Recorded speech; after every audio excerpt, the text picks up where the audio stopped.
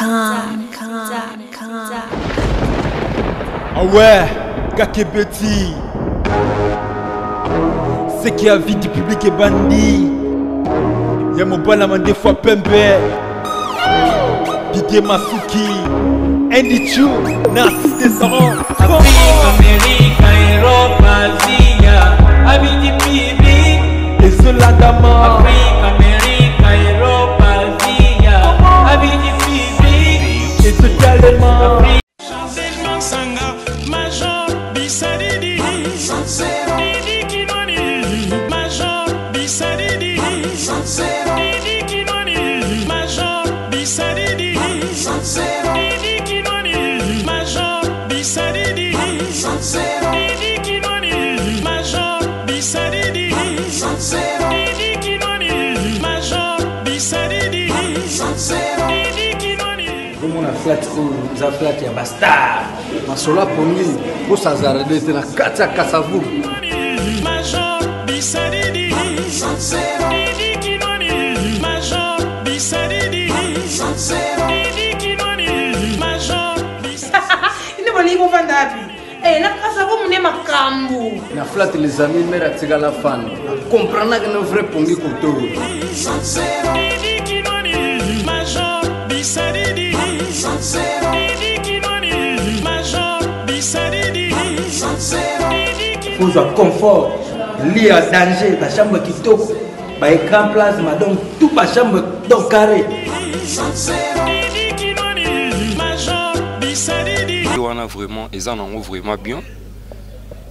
pour la musique de banda ko banda na ba terrasse na ba tongo na ba nini d'autre part pesa dérangement pour na bato mususu pour problème était batsaka musique pour beta makasi te batsaka pour na bato bazaka ta terrasse batsaka pour na bato bazana kata terrasse donc pour nous ça nango bien ça nango normal bon en tout cas to lukambongo mais to lukambongo lobi te ke to sala mabe moko boye to déranger population non to lukambongo mais mutu na mutu faut ba biso quand même limite to kozala et ça te lo ba leki ba wambuli ba kiti ba kena bote na balandi neso ya émission découverte quand on a sa une émission oyo bo découvrir belé na kata mboka na bino Congo na pesimbote mingi na boss na ngai Didier Masuki mobali ya mandefa Pembe na avis du public avis du public ndé makambo avis du public ndé boko za ba information ya solo ezoleka na kati ya mboka na bino eza bonga mosai na bino comme ya Frida Ngondo la Spartacus de la presse la grande F yeyo azana bino qui a dit que na Congo mibeko ezala raté qui a dit que Congo ko bongate lelo do solo na bata babar mibeko uti pa yeme gouverneur de la ville Gentini Ngobila que babar et bando beta musique na ba 15h suka 22h na 22h na bibota musique na c ceux qui vont meki bakangi na babafle bakangi na yo moko mukolo terrasse tokoyoka ba vie ya bato yo baza ndinga na ba client na ba kolo terrasse Kimia. Comment on a se présenté bat baïba? Ouais, c'est tonton Blaise Bongolo. Tonton Blaise Bongolo, on va na Matongé. Na lemba na hôtel à Motu, et puis nous allons passager. OK, tonton Blaise. Balobi que non na Congo mibe ko za raté. Mais siko yo ndenge gouverneur na biso de la ville. Alobi bat babar. Et ça la lisusu te na moi. Bacha musique te. Pona yo mibeko wana tant komela kyo na matoi. Réaction les alakini. Bon, pour la réaction, l'idée est bon. Pour l'éducation, pour protéger l'éducation à Bana. Les autres au monde a la musique, vraiment ils ont débordé et comment déranger même sommeil à Batou. Et ça a battu resté. Même l'église, tout le monde en haut, c'est pas groupe de prière où ils ont 4 quartier et tout ça. 4h, 5h, c'est pas matsaki, ba bafler. Bazo pénaliser quand même sommeil à Batou. Mutu azaki na passe à ligne, azo bela na bibon tout ça. Na kata buta zu pongi te mais au moins à 4h 5h à cause de pongi à récupération. Mais prière déjà bazo matsabafle déjà à partir à 4h 5h aux attend ya ola laté pour l'éducation bana mona mususu azo préparer ba examen ba interro mais au monde ba voisin na bango batie musique sans limite mona zo attend ya ko ça la révision ya maraté ya ozo ki na classe T vraiment décision au gouverneur azui eza bien mais eloko to senga ba memangonde na ba norme ezala te comme bilanga ya ba policier po to yebi et comme policier ata batindi eta beti tourna ndenge na ye ayo ozwa moi soki ndenge ni ndenge ezala kaka alors basala ngo na ba norme et puis bato bazoya pona contrôle baya contrôle normalement ndenge maloba o ba konzi batindi bango ouais sonorisation plus élevée eza bien tizo sungati ezo aider bisoté surtout bana classe même ba parents akouta musala na fatigue wana alobe a récupérer mais musique voisin na ye a bâti musique ti na niveau moko eza ke comment déranger sommeil na ye eza bien ti vraiment des gouverneurs a eu décision wana c'est pas mauvais mais a tchelango ba garde fou et puis suivi nango ezala donc ndeka na lobby na beti c'était et comme habillé ya ba policier ti poto ba policier na biso bien comme agent na bango na sima gouverneur ayo beta tour na ye akomo zwa descendre bazwa kana ba salongo to ebiti ne bazwa kana ba salongo azui 200 salongo esalamité c'est ça que baba les okoma salité pour so balongo li ba 200 na mutu akomo somba ticket na ye normal pour so sala salongo na ye ba salité to mona ba coin ozalate c'est ça pona yo olobi keza bien mais kota la batu misusu na ba 12h déjà ba 11h mutu muso ko azaki alali na musala mais abiba kutana muninga ni basala cop mo bafanda na terrasse po ba pexpe na kotanda ba kit na moyi sikoyo omote ke no ba kolo terrasse na bazo perdre moi clientèle moko boye pe mbongo wana peut-être ya moyi sala ke no basunga bana na bango ba so zo tangisa classe bon vraiment na milieu espace on na zali na mon interdiction ya kotanda ba kit na moyi te na yo kika ya musique et puis na on a moni eza ya musique que ba peksa muta tanda kiti bon muta vanda ye moko silence ma musique et beta c'est fort na moni on a muté na ebité lobe sala ma place mususu mais que yo côté nga na za ao prévenir tout le monde na sima nga terrasse ezali ba kiti ezali so muto aye na ye tranquillement musique et beta ta sombi guna e o alingi et ko déranger te hein so ki ezaki ba che loi que même na mo ibatanda te na wana na moni yango fo ba futa kanda ko oti ndako o eza payé ba futa ka courant ba futa ka mai. Hein, c'est ça. Donc ça veut dire que quand on a la moï, ils ont la monnaie qui est dérangée. Pour nous tous ça, quand il peut y cop na millier wana, aïe bi millier wana, tu on a vendu na noa, on attend na zela mutu. A son bijou na yazo mais là ça dérange pas. Na monnaie interdiction place wana, tu son gouverneur a tchango vraiment à revoir place wana. Ce qui musique to ondima, sonorisation air tardif to ondima. Mais oh na moï boy pendant la journée muta checkit ya azo mais la jus, ba ya ko interdit, autant dit air ondeni non. C'est faux. Po bazokanga pena so ba kutio na moyi à partir ba 9h. Ba kutio tandi ba kiti yake ba vandi ba kangi. Wana ikomi violence. Wana ikomi violence po ndako wana nazofuta ngo naza mikanda l'état. Mutu wana za mika somba ki nge gouverneur de la ville a eu décision que non musique ezobet ebetate na moyi. Pona yo mona ngo ndenge ni. Te pona nga initiative wana pona nga idée wana vraiment eza nango vraiment bien. Pour la musique ne bande ko banda na ba terrasse na ba tongo wana ba nini d'autre part pesa dérangement pour na bato mususu pour nga vraiment et ça idée est bien musique banda na 15h et 4 na 23h pour nga vraiment ça idée est bien mais idée wana et continuer pe na ba église pe ba kende na ngo petit na ba église dans dérangement pe l'église comment de lundi à lundi et ça pe dérangement pour na biso opinion ça idée wana et que petit na ba église. Ok, na ndenge sikoyo nde bato musu bazalaka auti musala azana cop nemo fa ba sala partir ba 11h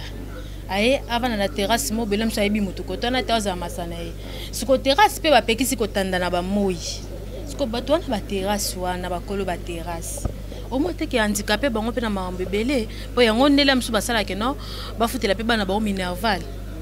mais pour na ko ndeti ko tanda ba cuite na ba 11h ba vers moins de non donc ba 10h 11h wana de ba boy au capitaine na ba kit wana place wana à fois mais ko bongisa po wana ils ont la sensité wana vraiment place wana idée wana ende mabe wana s'appelle langote bakiti dans staff ko bana na 8h mais musique ndete musique bandaka 15h pona bakiti wana nde wana ko boya kotanda ba 8h 9h 10h 11h wana eza ida mabe eza idée ya mabe na bino ba jeune yo ba jeune balela staff quoi boke na mo terrasse mo be musique comme na sema kasi pona bike musique ya makasi nde ebendaka bato ba yebeli mo ba jeune batondi ko bina siko nde bakitisi bongo 23h bato bakauki selon yo ndengo bimaka ndengo staffaka et déranger yote mais idée wana ezate ki musique et 4 à 23h musique et comme que sous comme 23h musique ne volume faut quitter donc bateau ba yo ka musique ezaka bateau ba za na 4 ezate ki musique wana ebete déranger na bateau sous non donc to comme sous 23h comme au kitisi musique bateau ba yo ka musique ezaka bateau ba za na 4 ezate ka ki musique il faut 4 bateau mususu ba comprendre bien te loko wana merci sikoyo ndeko na ngai conseil ni nous opesa na bato oyo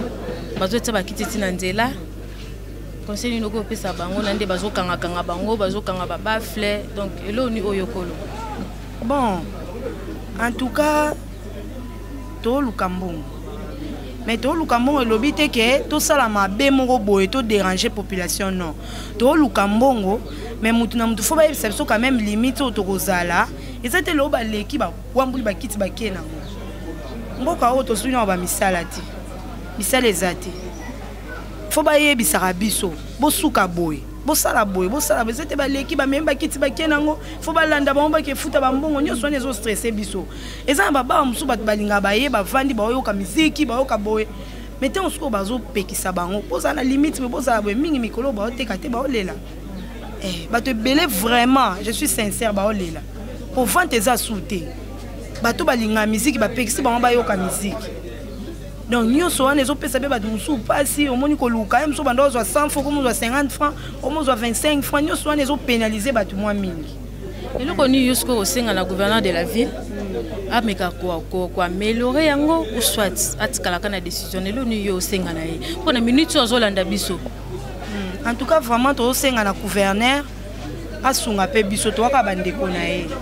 ntango aopesa baloi ntango aotisa baloi na ye ayebaka po mutu bato nyonso tekeka bayaka kovanda na terrasse sans bayoka miziki eza na bato mosusu estressaka bango aza na mposa vanda ayoka mwa miziki wana eza nango mabe te mais mutu oyo mutu akotia miziki ayeba ndenge nini akokotia miziki na ye mpo bato baza tout autour na ye bayoka edérange bato mosusu te na place ya kopekisaki ya miziki ezalaka su te en tout cas wana eza mwa pasi po miziki wana peut-être mosusu akofanda boye elongole mwa stress aomela osuna baninga mwa miziki wana esala ye mwa bien baluka mesure nini bakotiela biso ke bobeta miziki mais ezala mwa moyenne oyo bato na yo bakofanda baoyoka mais edérange bavoisine te bavoisin te ok merci mingi ye kaka na conseil na koyebisa ye en tout cas abongisa mwa moke kote wana abongisa mwa moke mpo yango kaka nde tobikelaka donc bana baotangaka na bambongo toluka donc eza mwa pasi donc epénalize mpe bato ebele vraiment vente ekiti donc mosusu oya na bar te oyo ezangi miziki donc ye fo ye esika miziki ezali aomela aoyoka bien po towana makambo ebele na mutu bastress ezali etout donc mboka moko te koovanda boye bapekisa miziki ebetama te partout miziki ebetamaka nango mais mutu na mutu ayeba ndeni akotia miziki na ye mpo edérange bavoisin te kote wana mama toosenga ye mwa mesure de grâce moko boye ameka ye mpe kosola na biso totisa mwa miziki moko na moyenne ke kolongola miziki ezopesa mwa pasi en tout cas tokomi na suka émission na biso bino mo bolandi peuple congolais ndenge aleli gouverneur de la ville na biso omeka mpe koaméliorer décision oyo ozwi bato ebele bakope ebele bato ebele ya bapolisier bakomi koprofite na makambo na oyo olobaki bakomi kopesa bango nde kaka mama na biso alobi lelo batandi kote oyo lobi baye bakangi bango bakiti ekomi okenda kofuta bambongo baliaka bambongo en tout cas ezala bien soki ovandisi bato na yo osololi na bango na ndenge ya bien gouverneur de la ville na biso kaka nde toyebisaka bino site na bino avis du public bokodécouvre makambo ebele na kati ya émission oyo napesi mbote na ngai na bamerci lisusu avis du public ya Didier Masuki mon boss Didier Masuki mon boss mobali ya Mandefa Pembe balobi yonde makambo yonde solution yonde cordon yonde cordon ombilical quoi yo ezala la tête à mutu. Donc merci mingi, bye bye, tokutani à la prochaine. Nalinga bino mingi.